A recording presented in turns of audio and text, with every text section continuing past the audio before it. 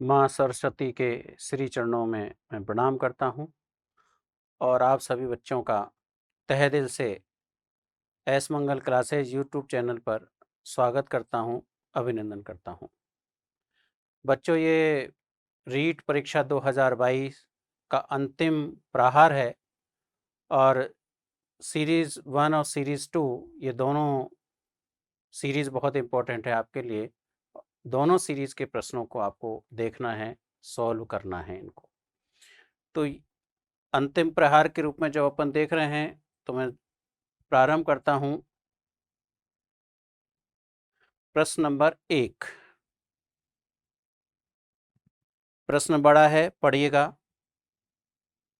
कथन के रूप में है, इसलिए हर सीरीज के अंदर मैंने 2-3 प्रश्न कथन के रूप में डाले हैं, जिससे आप उनको पढ़ लें, अध्ययन कर लें, बार बार पढ़ लें और उसकी कहीं ना कहीं किसी शब्दों के साथ में तालमेल बैठा लें। पाठ योजना उस कथन को शीर्षक देती है जो इसका वर्णन करता है कि क्या उपलब्धियां प्राप्त करनी है और किन साधनों के माध्यम से उनको कक्षा की क्रियाओं का प्रतिक्रिया स्वरूप प्राप्त करना है। यह कथन है। डॉक्टर पारिक का, लेस्टर बी स्टेंट्स का, बोसिंग का, मॉरिसन का। तो इसमें समझने का कुछ होता नहीं है, केवल शब्दों का साथ तालमेल होता है जब स्टेटमेंट की बात करते हैं। और स्टेटमेंट बात करते हैं यहाँ पर, तो जो प्राप्त करने की प्रतिक्रिया स्वरूप प्राप्त करने की बात आपसे कर रहे हैं, पाठ्य योजना के संदर्भ में जो कथन दे रहे हैं वो है बॉसिंग। ये बॉसिंग का स्टेटमेंट है कि पाठ्य योजना उस कथन को शीर्षक देती है जो इसका वर्णन करता है कि क्या उपलब्धियां प्राप्त करनी हैं और किन साधनों के माध्यम से उनको कक्षा की क्रियाओं का प्रतिक्रिया स्वरूप प्राप्त करना है। यह कथन किसने दिया है? बोसिंग ने दिया है। प्रश्न नंबर 2 पढ़िएगा। छात्रों को अपने अधिगम उद्देश्यों को स्पष्ट रूप से बोध होना चाहिए, इस बात पर अधिक बल देता है। तो यहाँ इस शब्द पर जाइएगा, अधिगम उद्देश्यों पर जाइएगा। अधिगम उद्देश्यों को स्पष्ट रूप से बोध होना चाहिए, यानी अधिगम उद्देश्यों पर जो बल देता है वो कौन सा उपागम है? खोज उपागम है, किलपैट्रिक उपागम है, मॉरिसन उपागम है या हर्बर्ट उपागम है? हर्बर्ट उपागम अधिगम उद्देश्यों पर बल नहीं देता है। किलपैट्रिक ने में भी आपने देखा होगा, किलपैट्रिक जो प्रायोजना की अपन बात करते हैं, प्रोजेक्ट की अपन बात करते हैं, क्रिया की बात करते हैं, खोज में हम अन्वेषण की अपन बात करते हैं। और मॉरिसन उपागम ऐसा उपागम है जो अधिगम उद्देश्यों को स्पष्ट रूप से प्राप्त करने की बात करता है। इसलिए आंसर क्या होगा? मॉरिसन उपागम। तो इसकी कनेक्टिविटी कहाँ जोड़ दीजिएगा? अधिगम उद्देश्यों के साथ में जोड़ दीजिएगा। प्रश्न नंबर 3, गणित में पहचानना कौशल किसके लिए उपयोगी है? निरीक्षण के लिए, चित्र बनाने के लिए, संग्रह करने के लिए, वर्गीकरण करने के लिए? अच्छा प्रश्न है, विचार कर सकते हैं आप इस पर। गणित में पहचानना किसके लिए आवश्यक है? बहुत सारी चीजें रखी हुई हैं, बहुत सारी वेजिटेबल्स रखी हुई हैं, फ्रूट्स रखे हुए हैं। यदि आप उनको पहचान सकते हैं तो क्या निरीक्षण के लिए उपयोगी है? नहीं। चित्र बनाने के लिए उपयोगी है? नहीं। चित्र बनाना आपको ध्यान में आता है, कौशल का बिंदु होता है, और जो पहचानना है वो ज्ञान का बिंदु है। ज्ञान से आपको पता होना चाहिए, ज्ञान के बाद अवबोध आता है, और अवबोध आता है तो अवबोध की क्रिया देखिएगा, तीसरी और चौथी अवबोध की क्रियाएं हैं। संग्रह करने के लिए, इकट्ठा करने के लिए नहीं। पहचानना कोई जरूर नहीं, आपने तो सारी चीजें इकट्ठी कर डाली, उसमें पहचान, यदि पहचान होती तो आप क्या कर सकते थे? उनको अलग अलग कर सकते थे कि ये तो फ्रूट्स हैं और ये वेजिटेबल्स हैं। वेजिटेबल्स को आप अलग कर सकते हैं, फ्रूट्स को आप अलग कर सकते हैं। तो बहुत सारी वस्तुओं में से जब अलग अलग करेंगे तो अलग अलग तभी कर सकते हैं जब आप उनके बारे में क्या है? पहचान है। तो करेक्ट आंसर बच्चों क्या है इसका? वर्गीकरण करने के लिए। प्रश्न नंबर 4 पढ़ें। बालक की शक्ति का वह अंश जो किसी काम में नहीं आता वह खेलों के माध्यम से बाहर निकाल दिया जाता है, यह तथ्य किस सिद्धांत का है?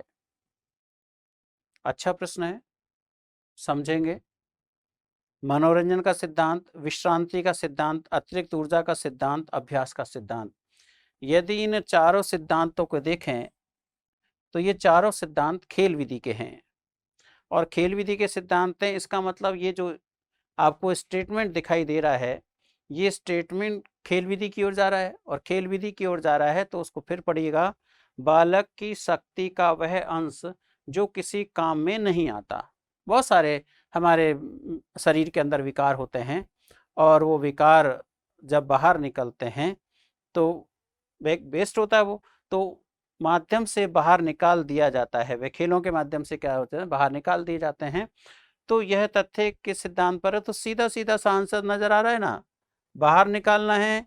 कोई अतिरिक्त चीज डेवलप हो चुकी है मेरे शरीर के अंदर और जब अतिरिक्त चीज डेवलप हो चुकी है तो उसे बाहर निकालना पड़ेगा। और जब अतिरिक्त ऊर्जा का संचार हो जाता है, बालक क्रोध अवस्था में रहता है तो उसे नॉर्मल लाना पड़ेगा, नहीं लाना पड़ेगा। तो सीधा आंसर यहाँ पर ज्यादा सोचने विचारने की जरूरत ही नहीं है। अतिरिक्त ऊर्जा का सिद्धांत, अतिरिक्त ऊर्जा में ही होता है कि जब ज्यादा चीज कोई अतिरिक्त बन जाती है और उसे हमें क्या करना होता है, बाहर निकालना होता है नॉर्मल करने के लिए। तो यही बात कही जा रही है कि बालक की शक्ति का वह अंश जो किसी काम में नहीं आता वह खेल के माध्यम से बाहर निकाल दिया जाता है। यह तथ्य क्या है, किस सिद्धांत का है? अतिरिक्त ऊर्जा का सिद्धांत। पांचवा प्रश्न, पदार्थ की विस्तृत संरचना का स्पष्टीकरण करने के लिए उपयुक्त सामग्री है। विकल्प भी पढ़ लें चार। Overhead projector, epidiascope, stereograph and slide projector.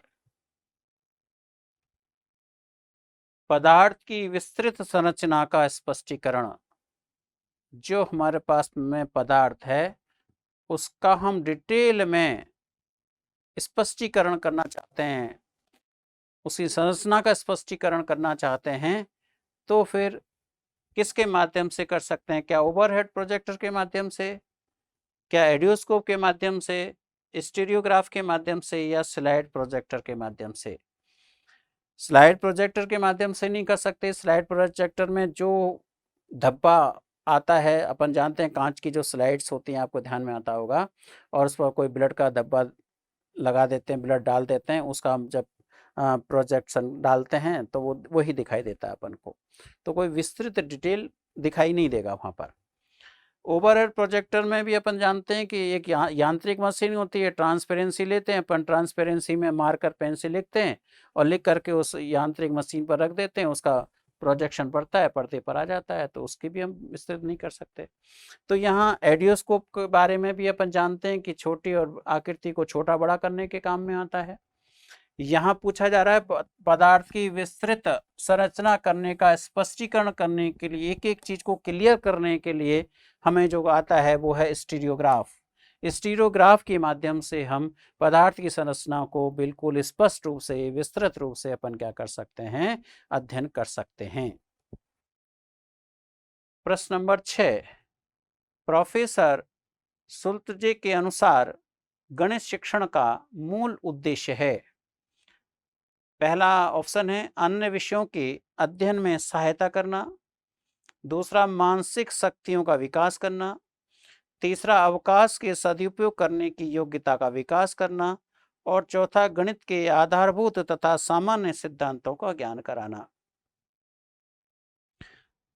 अब यहाँ सुल्त जो कह रहे हैं वो गणित शिक्षण के मूल उद्देश्य को लेकर के बात कर रहे हैं, और यदि इनके उद्देश्यों को हम पढ़ें, जानें, तो इन्होंने जो बात कही है वो गणित के माध्यम से मानसिक क्षमता, मानसिक विकास को लेकर के बात कही है कि गणित के माध्यम से हम बालकों के अंदर क्या कर सकते हैं, मानसिक योग्यता का विकास कर सकते हैं, मानसिक क्षमताओं का विकास कर सकते हैं। तो ऐसा कोई ऑप्शन है क्या इसमें? जरा देखें। अन्य विषयों का अध्ययन करने में सहायता करना, नहीं, ये इसका कोई उद्देश्य नहीं है। मानसिक शक्तियों का विकास करना, देखिए ऑप्शन मिल गया हमें, क्योंकि प्रोफेसर ने जो उद्देश्य रखे हैं वो मानसिक शक्तियों को विकसित करने के लिए रखे हैं यहाँ पर। अवकाश के सदुपयोग ये भी नहीं हो सकता, और गणित के आधारभूत तथा सामान्य सिद्धांतों का ज्ञान कराना यह भी इनका उद्देश्य नहीं था। इनका उद्देश्य था मानसिक शक्तियों का विकास करना। 7वां प्रश्न, पर्यावरण शिक्षण का उद्देश्य है उद्योगों को बढ़ावा देना, समाज को आर्थिक रूप से उन्नत करना, पर्यावरण व आर्थिक रूप से टिकाऊ समाज बनाने के लिए भागीदारी हेतु बच्चों को तैयार करना, उपरोक्त तीनों। छोटा प्रश्न है, जल्दीबाजी में गलत हो सकता है। पर्यावरण शिक्षण का उद्देश्य क्या उद्योगों को बढ़ावा देना है, समाज को आर्थिक रूप से उन्नत करना है, पर्यावरण व आर्थिक रूप से टिकाऊ समाज बनाने के लिए भागीदारी हेतु बच्चों को तैयार करना है, उपरोक्त तीनों। अब आपको ध्यान में आता होगा कि जो पर्यावरण शिक्षण विषय है वो कक्षा 3 से 5 के विद्यार्थियों के लिए प्रारंभ किया गया। राष्ट्रीय शिक्षा नीति 1986 ने इस बात को रखा, पर्यावरण अध्ययन विषय के रूप में शुरू किया गया ऐसे। और जब पर्यावरण अध्ययन विषय के रूप में शुरू किया गया है तो कहीं ना कहीं जब हम बच्चों की बात कर रहे हैं, तीसरे से 5वीं तक की बात कर रहे हैं, तो आंसर यहीं पर देखिएगा, खोजिएगा। मैंने कहा उत्तर कैसे देना है, कहीं ना कहीं हमें कनेक्टिविटी करनी पड़ेगी। कनेक्टिविटी बैठाएंगे तो उत्तर देगा। उद्योगों को बढ़ावा देना इसका उद्देश्य नहीं है। समाज को आर्थिक रूप से उन्नत करना यह भी इसका उद्देश्य नहीं है। इसका उद्देश्य सीधा सीधा सा नजर आना चाहिए आपको, पर्यावरण व आर्थिक रूप से टिकाऊ समाज। हमारा जो समाज है वो पर्यावरण की दृष्टि से, आर्थिक दृष्टि से कैसा होना चाहिए, टिकाऊ होना चाहिए। बनाने के लिए भागीदारी हेतु बच्चों को क्या करना है, हमें तैयार करना है। इसलिए इस विषय को क्या करना चाहिए, पढ़ाना चाहिए। पढ़ाने का उद्देश्य क्या है, पर्यावरण विषय को, वो है बच्चों को हमें तैयार करना है। किस लिए, कि पर्यावरण व आर्थिक रूप से उसे टिकाऊ समाज प्रदान करने के लिए। 8वां प्रश्न है, बहुत सरल है, सबको आता ही होगा, ये मान के चलते हैं। सूक्ष्म से स्थूल की ओर चलते हैं, लेकिन बहुत सारे होते हैं ना आप में से ही उतावली बृहस्पति, जिनको मैं बार बार कहता हूँ, बहुत जल्दी में उत्तर देते हैं, बहुत जल्दी में उत्तर देते हैं। तो ऐसे प्रश्न जो बहुत आसान होते हैं और बहुत आसान प्रश्नों को वो क्या करके आ जाते हैं, गलत करके आ जाते हैं। ऐसा हमें नहीं करना है। नहीं करना है तो सही उत्तर की ओर चलेगा। सूक्ष्म से स्थूल की ओर चलते हैं, सूक्ष्म से स्थूल की ओर चलते हैं, तो आगमन और निगमन दो ऑप्शन हमें नजर आ रहे हैं। ये तो हो नहीं सकते, संश्लेषण विश्लेषण विधि के तो ये सूत्र ही नहीं है। ये सूत्र आगमन निगमन विधि के अंदर आते हैं। और जब आगमन निगमन विधि के अंदर आते हैं, पूछा जा रहा है सूक्ष्म से स्थूल की ओर पूछा जा रहा है, तो जल्दीबाजी में आगमन करके मत आ जाना, क्योंकि आगमन स्थूल से सूक्ष्म चलती है और निगमन चलती है वो रिवर्स चलती है इससे, और रिवर्स चलती है तो वो सूक्ष्म से स्थूल। स्थूल से सूक्ष्म पूछा जाता है तब तो आंसर क्या होगा, आगमन। और सूक्ष्म से स्थूल पूछा जाता है यानी से छोटे से बड़ा, और जब छोटे से बड़ा पूछा जाता है तो निगमन है, और बड़े से छोटा पूछा जाता है तो आगमन है। ध्यान में रखिएगा। ये बहुत सारी किताबें प्रकाशित हो चुकी हैं, आप इन्हें ऑफलाइन मोड पर प्राप्त कर सकते हैं। ऑफलाइन मोड पर प्राप्त ना करके आप ई बुक्स, ई के माध्यम से यानी ड्रोन ऐप के माध्यम से भी आप इन्हें ले सकते हैं। प्रश्न नंबर 9, सामाजिक अध्ययन मनुष्य के तथा उसके अन्य मनुष्यों तथा वातावरण के साथ स्थापित संबंधों का अध्ययन करता है। यह कथन है, सामाजिक विषय के संदर्भ में ये कथन दिया गया है। और ये कथन जब सीधा सीधा सा है आपके पास में, तो कहीं ना कहीं सामाजिक अध्ययन को जोड़िए अन्य मनुष्य और वातावरण के साथ संबंध स्थापित करने की जो बात करते हैं वो जरोली मेघ करते हैं। तो इसका आंसर जो है वो सीधा क्या है, जरोली मेघ का कथन है, ये स्टेटमेंट है। ध्यान में रखिए। प्रश्न नंबर 10, करिकुलम शब्द लैटिन भाषा की क्यूररे शब्द से बना है, जिसका अर्थ है। करिकुलम शब्द जो पाठ्यक्रम की अपन बात करते हैं, पाठ्यक्रम को अब मैं याद दिला रहा हूं आपको, पाठ्यक्रम को अंग्रेजी में करिकुलम कहते हैं, इन प्रश्नों के माध्यम से कई सारे प्रश्न और भी साथ में चलते हैं, जो मैं आपकी व्याख्या से समझाता हूं। तो वहां प्रश्न, ये प्रश्न आकर के इसका कोई साथी आता है, साथी आएगा, और साथी आएगा तो फिर वो प्रश्न का उत्तर वहां ठीक हो जाएगा आपका। करिकुलम, पाठ्यक्रम। पाठ्यक्रम को क्या कहा गया था? करिकुलम कहा गया था। और करिकुलम अंग्रेजी में कह रहे हैं अपन इस बात को, और जब अंग्रेजी की बात होगी तो लैटिन के साथ होगी। तो करिकुलम, ये ऐसे ही पूछ सकता है कि करिकुलम शब्द की उत्पत्ति किस भाषा से हुई है, तो यहाँ लैटिन भाषा से हुई है, तो साथ में जुड़ रही है बात। दूसरा तीसरे प्रश्न आ रहे हैं इसके अंदर। क्यूररे किस शब्द से हुई है, तो क्यूररे शब्द से हुई है, दूसरा प्रश्न आ गया यहाँ पर। अब क्यूररे का अर्थ क्या है? खेल का मैदान होता है क्या, दौड़ का मैदान होता है क्या, क्रिकेट का मैदान होता है क्या, उपरोक्त सभी होता है क्या? तो बहुत सारे बच्चे उतावले होकर के क्या करेंगे, उपरोक्त सभी करके आएंगे। नहीं, उपरोक्त सभी नहीं करके आना आपको, तो केवल क्या करके आना, दौड़ का मैदान। इस पाठ्यक्रम को, इस क्यूररे को दौड़ के मैदान की संज्ञा दी गई है। क्यों दी गई है? कि दौड़ के मैदान में धावक, जो दौड़ के मैदान में दौड़ने वाले होते हैं, वो क्या होते हैं, धावक होते हैं। दौड़ के मैदान में धावक निश्चित स्थान, उनका जो ट्रैक होता है वो निश्चित होता है। निश्चित स्थान व निश्चित समय से निश्चित दूरी को, जो उनकी दूरी होती है वो भी निश्चित होती है, समय होता है वो भी निश्चित समय से दौड़ प्रारंभ होती है। स्थान भी निश्चित है, समय भी निश्चित है, दूरी भी निश्चित है, निश्चित समय में उसे पूरा करना होता है। तो जिस प्रकार दौड़ के मैदान में धावक निश्चित स्थान, निश्चित समय से निश्चित दूरी को निश्चित समय में पूरा करते हैं, उसी प्रकार विद्यालय में विद्यार्थी पाठ्यक्रम को निश्चित स्थान, निश्चित समय, निश्चित विषय वस्तु को निश्चित समय में क्या करते हैं, पूरा करते हैं। क्योंकि विद्यालय भी क्या होता है दोस्तों, एक निश्चित स्थान होता है। सत्र का प्रारंभ होता है वो निश्चित समय से प्रारंभ होता है। विषय वस्तु भी जो होती है उसकी वो निश्चित होती है, निश्चित समय में ही उसे, परीक्षा जो होती है हमारी वह भी निश्चित समय में पूर्ण होती है। तो निश्चित समय में हमें क्या करना होता है, उसे पूरा करना होता है। तो जो दौड़ के मैदान की स्थितियां हैं वही स्थिति हमारी क्या होती है, ये विद्यालय के अंदर जो पाठ्यक्रम को पूरा करने की होती है। इसलिए आंसर क्या करके आना, दौड़ का मैदान करके आना है। प्रश्न नंबर 11, प्रोजेक्ट विधि का पद नहीं है।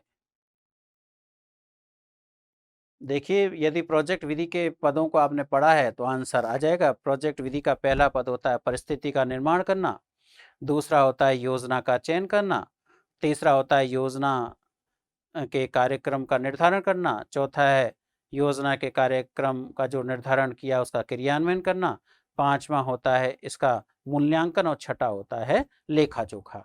यदि 6 स्टेप आपके याद हैं, और 6 स्टेप याद है, मुख्य स्टेप 4 ही पूछे, कई बार मुख्य स्टेप कोई पूछ लेता है कि प्रायोजना विधि में मुख्य स्टेप होते हैं, वो 4 स्टेप होते हैं। यहाँ पूछा जा रहा है कि प्रोजेक्ट विधि का पद नहीं है। प्रायोजना के उद्देश्यों का निर्धारण करना, प्रायोजना का कार्यक्रम बनाना, परिकल्पनाओं एवं उपकल्पनाओं का निर्माण करना, मूल्यांकन। यह भी है, यह भी है, यह भी है, यह नहीं है।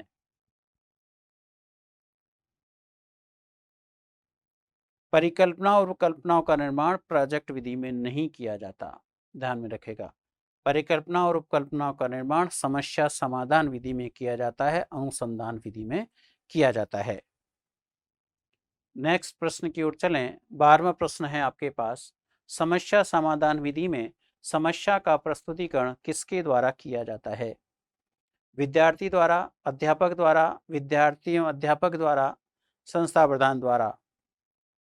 यदि इस प्रश्न का उत्तर मैं नहीं बताता हूं तो 80% बच्चे इस प्रश्न का उत्तर गलत करके आएंगे, यदि ये प्रश्न परीक्षा में आता है। ये जो सीरीज है वो मॉडल प्रश्नों के रूप में है, मॉडल प्रश्न पत्र के रूप में है आपके पास में। तो ये इस प्रकार के प्रश्न पूछे जाते हैं, इसलिए प्रश्न के उत्तर आपको गलत नहीं देना। विद्यार्थी द्वारा, अध्यापक द्वारा, विद्यार्थी एवं अध्यापक द्वारा, संस्था प्रधान द्वारा। तो आप में से अधिकांश बच्चे जो करके आएंगे वो विद्यार्थी एवं अध्यापक द्वारा करके आएंगे। नहीं, समस्या का जो प्रस्तुतिकरण किया जाता है वो अध्यापक के द्वारा किया जाता है। अध्यापक को उस समस्या को क्या करना होता है, समझाना होता है। समस्या का जो प्रस्तुतिकरण, जैसे पाठ्य योजना नहीं होती, पाठ्य योजना में प्रस्तुतिकरण होता है, तो वहाँ प्रस्तुतिकरण करने वाला कौन होता है, विद्यार्थी होता है या अध्यापक होता है, अध्यापक होता है। तो उसी प्रकार समस्या का भी जो प्रस्तुतिकरण करने वाला होता है वो कौन होता है, अध्यापक होता है। तो ना तो विद्यार्थी करके आ जाना कहीं जल्दीबाजी में चाइल्ड सेंटर को देख जाएं और कहीं विद्यार्थी और अध्यापक दोनों को करके आ जाना। नहीं, भावुकता में निर्णय नहीं लेना, भावुकता के हिसाब से उत्तर नहीं देकर आना है आपको। प्रश्न नंबर 13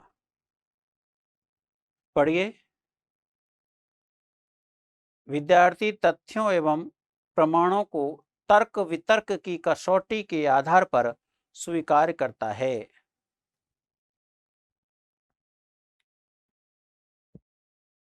यहां पर है इसका आंसर। विद्यार्थी तथ्यों, अंडरलाइन भी पेपर में आप कर सकते हैं क्योंकि आपको उत्तर ढूंढना है। तथ्यों एवं प्रमाणों को तर्क वितर्क की कसौटी पर आधार पर स्वीकार करना। अनुसंधान विधि में, योजना विधि में, व्याख्यान विधि में, उपरोक्त सभी में। तो व्याख्यान विधि में तो वैसे ही नहीं करते, तो ये तो उपरोक्त तीनों तो आंसर हो ही नहीं सकता। इसका आंसर अब इन दोनों में है, और इन दोनों में है तो तथ्य और प्रमाणों की जब भी बात करेंगे अपन, सही या गलत है पूरी जांच करेंगे अपन, वो कौन सी विधि है? अनुसंधान विधि है। अनुसंधान विधि बिना तथ्य बिना प्रमाणों के नहीं होती। तथ्य जब हमारे पास इकट्ठे होते हैं तो उन जो बात हम स्टेटमेंट देने जा रहे हैं उन तथ्यों के आधार पर ही हम प्रमाणित कर सकते हैं, उस बात को ध्यान में रखिएगा। तो विद्यार्थी तथ्यों प्रमाणों को तर्क वितर्क की कसौटी, तर्क होने चाहिए, वितर्क होने चाहिए उसके अंदर, कसौटी के आधार पर स्वीकार करता है। वो कौन सी विधि है? अनुसंधान विधि है। प्रश्न नंबर 14 संपूर्ण विषय वस्तु को एक प्रत्यय के रूप में अभिक्रमित अनुदेशन के किस रूप में प्रस्तुत किया जाता है? संपूर्ण विषय वस्तु को एक प्रत्यय के रूप में, जो संपूर्ण विषय वस्तु है उसको एक प्रत्यय के रूप में, एक छोटे से भाग के रूप में अभिक्रमित अनुदेशन के किस रूप में प्रस्तुत किया जाता है? 3 रूप होते हैं, आपको पता है, रेखीय, शाखीय और अवरोह, लीनियर, ब्रांचिंग एंड मैथेटिक। तो बताइए इसका उत्तर क्या होगा? रेखीय, शाखीय या अवरोह? याद कर लो, शाखीय। शाखीय में एक ही है, एक ही अपन शाखाएं चलती हैं।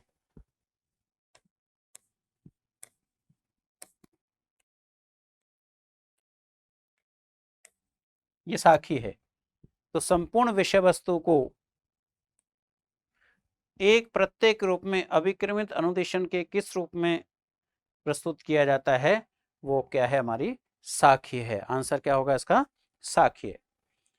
प्रश्न नंबर 15 अभ्यास ही पूर्णता की ओर लेकर जाता है, यह किस विधि के सिद्धांत पर आधारित है? व्याख्यान विधि, अभिक्रमित अनुदेशन विधि, खेल विधि, विश्लेषण संश्लेषण विधि। प्रश्न तो लगेगा कठिन, पढ़ा नहीं होगा तो प्रश्न तो कठिन लगना है।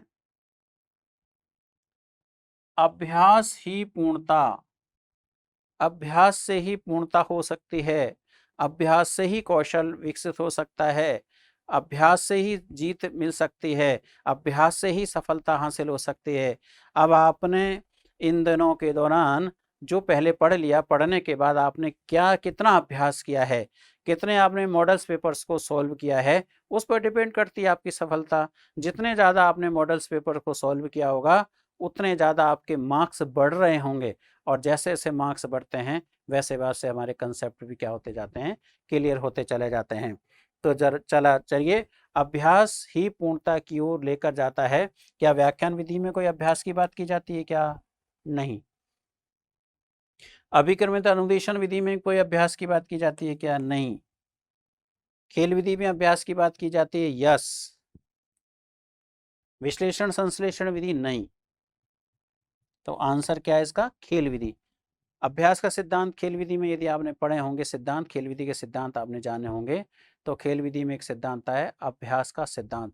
अभ्यास का सिद्धांत जिसे कार्ल ग्रास के द्वारा किया दिया गया था, और उनका कहना था कि बालक जितना ज़्यादा खेल के माध्यम से अभ्यास कर लेगा उसमें कुशलताओं का विकास होना प्रारंभ हो जाएगा, उसमें उतनी ज़्यादा उसमें कुशलताएं आती हुई प्रारंभ हो जाएंगी। तो जितना ज़्यादा हम खेल खेलते हैं, उससे अपन को पता है कि हम जब खेल खेलेंगे तो जितनी बार गलतियां करेंगे उतनी बार हमारा क्या हो जाएगा, सुधार होता चला जाएगा। तो विज्ञान और गणित जैसे विषय भी क्या हो जाते हैं, सरल लगने लग जाते हैं इस खेल विधि के माध्यम से। तो खेल विधि क्या है, अभ्यास ही पूर्णता की ओर लेकर चलने वाली है। बहुत सारी हमारे ऐप पर ड्रोन ऐप आप ही के लिए तैयार हुआ, विद्यार्थी सेवा के लिए तैयार किया हुआ है। तो बहुत सारी किताबें, बहुत सारे कोर्सेज आप उस ऐप के माध्यम से ले सकते हैं। प्रश्न नंबर 16 देखिएगा, शिक्षकों को कहानी सुनाते समय सहायता लेनी चाहिए। अच्छा प्रश्न है।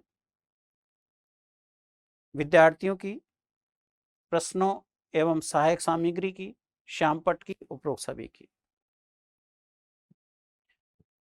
शिक्षक जब कहानी सुनाएं तो क्या विद्यार्थियों की उन्हें मदद नहीं लेनी चाहिए, विद्यार्थियों की सहायता लेनी चाहिए ना। प्रश्न भी पूछने चाहिए बीच बीच में कि विद्यार्थी ध्यान दे रहा है या नहीं दे रहा है।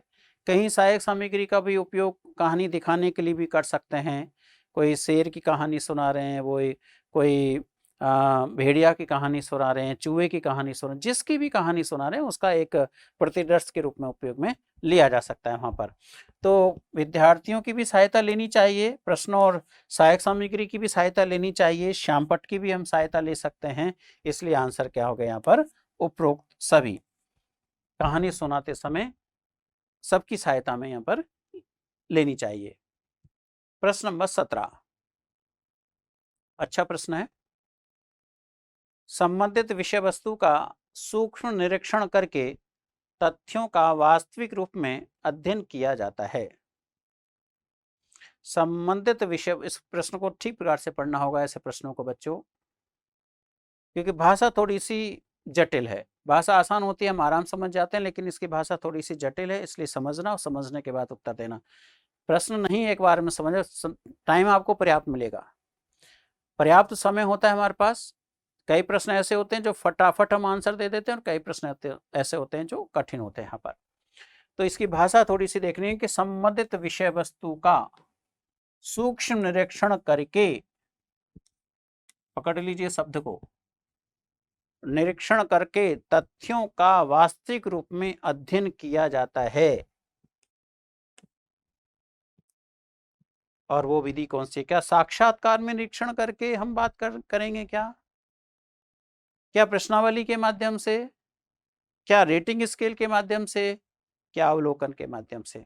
साक्षात्कार में नहीं कर सकते, प्रश्नावली में भी हम नहीं कर सकते, रेटिंग स्केल में भी हम नहीं कर सकते।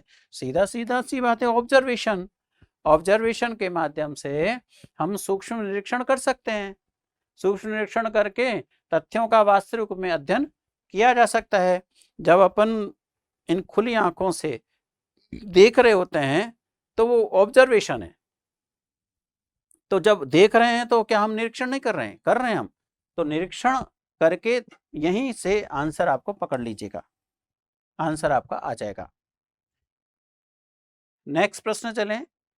निम्न में से परीक्षण का मानक है, जो परीक्षण हम टेस्ट तैयार करते हैं, मूल्यांकन और मापन जिसके माध्यम से हम करते हैं, तो परीक्षण का मानक क्या है। क्या आयु मानक है, क्या शतांशीय मानक है, क्या श्रेणी मानक है, या तीनों ही हैं। ये आंसर इसका तीनों ही मानक है। 4 मानक होते हैं, एक कक्षा मानक होता है, एक आयु मानक होता है, एक शतांशीय मानक होता है और श्रेणी मानक होता है। ध्यान में रखिएगा, कोई भी जब हम परीक्षण तैयार करते हैं तो नॉर्म्स के हिसाब से तैयार करते हैं, और जो नॉर्म्स हमने निर्धारित किए हुए हैं वो नॉर्म्स, हमारे जो मानक हैं वो 4 मानक हैं। एक कक्षा मानक, दूसरा आयु मानक, तीसरा शतांशीय मानक और चौथा श्रेणी मानक। तो यहाँ पर आंसर क्या हो गया, उपरोक्त तीन हो गया। कक्षा मानक यहाँ नहीं दिया हुआ, लेकिन चौथा मानक भी होता है, वो कक्षा मानक होता है। ध्यान में रखिएगा, क्योंकि कक्षा स्तर को भी ध्यान में रखना पड़ता है, आयु को भी, शतांशीय मानक को भी, सारी बातें ध्यान में रखनी पड़ती हैं। प्रश्न नंबर 19 की ओर चलें। विद्यार्थी गलतियों को बेहिचक स्वीकार करता है, यह उद्देश्य है। ये प्रश्न परीक्षा में आ गया ना, प्रश्न बहुत छोटा है, आसान है, लेकिन 99% विद्यार्थी इसका उत्तर गलत करेंगे। कुछ मानता हूं तुक्केबाजी में सही कर देंगे, जो बेहिचक स्वीकार कर लेता है अपनी गलतियों को, उसका एटीट्यूड हमेशा पॉजिटिव होता है। जो अपनी गलतियों को एक्सेप्ट नहीं करे, उसका एटीट्यूड नेगेटिव होता है, ध्यान में रखिएगा। हाँ, मैंने गलती की है, मेरे से चूक हुई है, तो ये पॉजिटिविटी है, और पॉजिटिविटी है इसका मतलब पॉजिटिव एटीट्यूड है, और एटीट्यूड है तो ध्यान में रख लीजिएगा आंसर जा रहा है सीधा सीधा सा अभिवृत्ति की ओर। अवबोध नहीं है, कौशल नहीं है, अभिरुचि नहीं है, ये अभिरुचि से आगे का भी स्टेप है, ये जिसको हम कहते हैं बेहिचक स्वीकार कर लेना। उसने गलती की और उसने मान लिया कि हाँ सर ये गलती मैंने की है, सर ये गलत काम मुझसे हुआ है, सर ये फर्नीचर को मैंने तोड़ा है। वो पहले से स्वीकार कर रहा है, तो इसका मतलब उसका कोई नेगेटिविटी नहीं है, उसके अंदर कोई नेगेटिव विचार नहीं है, उसके अंदर सही सकारात्मक विचार हैं, और सकारात्मक विचार हैं, तभी तो उसने बिल्कुल ईमानदारी के साथ बात को रख दिया। तो वो बात कहलाती है क्या? अभिवृत्ति। और इस सीरीज का अंतिम प्रश्न,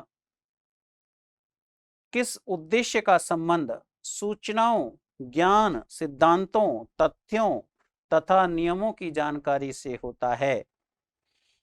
क्रियात्मक उद्देश्य का, ज्ञानात्मक उद्देश्य, भावात्मक उद्देश्य या उपरोक्त सभी? क्या होगा इसका आंसर? सूचनाएं, ज्ञान, सिद्धांत भी ज्ञान, ज्ञान भी ज्ञान, तथ्य और नियमों की जानकारी भी ज्ञान, तो सीधा सीधा सा आंसर है ज्ञानात्मक। ज्यादा सोचना विचारना है नहीं, कोई इसमें कोई क्रियात्मक बात नहीं की जा रही, कोई भावात्मक पक्ष की बात नहीं की जा रही, तो उपरोक्त सभी तो वैसे नहीं होता। सारी बातें जो की जा रही है वो ज्ञानात्मक चीज को लेकर के की जा रही है, तो ज्ञानात्मक को की जा रही है, इसलिए आंसर क्या हो गया इसका? ज्ञानात्मक हो गया। बच्चों मैं तो यही कहूंगा कि अंतिम प्रहार है, और अंतिम प्रहार है तो मेरी ओर से आप सभी को बहुत बहुत शुभकामनाएं मैं देता हूं, और आप निश्चित सफलता हासिल करेंगे, इसमें कोई दो राय नहीं है। आपने पूरी मेहनत की है, बहुत अच्छी तरीके से पढ़ाई की है, कंटेंट को बहुत अच्छी तरीके से समझा है, और ये तो केवल एक पात्रता परीक्षा है आपके लिए। इस पात्रता परीक्षा को आप 100% 100% पास करेंगे। आपका लक्ष्य केवल पात्रता परीक्षा को पास करना नहीं है, आपका लक्ष्य है उस मुख्य परीक्षा जो जनवरी 2023 में आयोजित होगी, उसको पास करना है, और वो निसंदेह उसको भी आप पास करेंगे। कौन सा एटीट्यूड लेकर चलिए? पॉजिटिव एटीट्यूड को लेकर के चलेगा। तो मैं तो आप सभी का बहुत बहुत धन्यवाद ज्ञापित करता हूँ। आप बच्चों का बहुत सहयोग मिलता है मुझे, और उस सहयोग से ही मैं क्या होता हूँ, मोटिवेट होता हूँ, क्योंकि आप बहुत सारे बच्चों के कमेंट्स आते हैं मेरे पास में, बहुत सारे बच्चे लाइक्स करते हैं, सब्सक्राइब करते हैं, शेयर करते हैं, और जितना आप ये करते हैं, आपके जो कमेंट्स आते हैं, उस कमेंट्स से मुझे ऊर्जा मिलती है, तो मैं ये प्रश्नों को तैयार करता हूँ।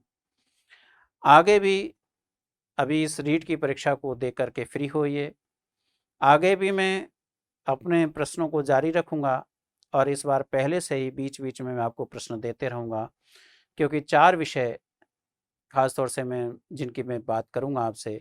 एक तो सूचना तकनीकी उस मुख्य परीक्षा के अंदर है, उस सूचना तकनीकी में से कौन-कौन से प्रश्न बनते हैं, ये मैं तैयारी कर रहा हूँ। मैं प्रश्न किसी गाइड में से नहीं लेता, किसी किताब में से नहीं, मैं अच्छी किताबें जो ऑथेंटिक किताबें होती हैं उनको पढ़ता हूँ, और उनमें से जो अच्छे प्रश्न बनते हैं उन प्रश्नों को मैं तैयार करके आपके बीच में रखता हूँ।